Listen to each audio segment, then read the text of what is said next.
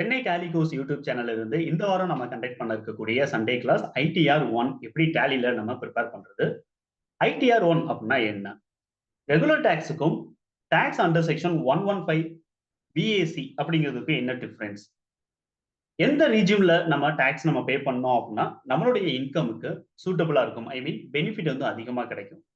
அதே மாதிரி டேலி பிரைம்ல இந்த ஐடிஆர் ஒன் நம்ம ப்ரிப்பேர் பண்றதுக்கான பேசிக் செட்டிங்ஸ் வந்து என்னென்ன இருக்கு, ஐடிஆர் ஒன் நம்ம டேலில இருந்து எப்படி நம்ம பிரிண்ட் அவுட் எடுக்கிறது. ஸோ இந்த மாதிரியான செஷன்ஸ் நம்ம ஒன்லி 1 hour மட்டும் இந்த இன்ஃபர்மேஷன்ஸை சண்டே கிளாஸ்ல நம்ம டிஸ்கஸ் பண்ண இருக்கோம். இதுக்கான ஜாயினிங் ஃபீஸ் ஒன்லி 100 rupees மட்டும் நீங்க பே பண்ணி இந்த கோர்ஸ்ல நீங்க ஜாயின் பண்ணிக்கலாம். வர்ற சண்டே அதாவது 9th ஜூன்ல ஈவினிங் 5 to 6 இந்த செஷன் கண்டக்ட் பண்ண இருக்கோம்.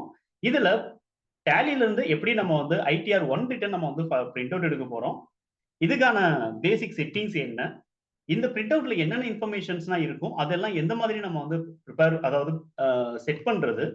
At the same times income டாக்ஸோட கம்ப்யூட்டேஷன் ரிப்போர்ட் டேலி எப்படி நம்மளுக்கு ப்ரிப்பேர் பண்ணி தரும்.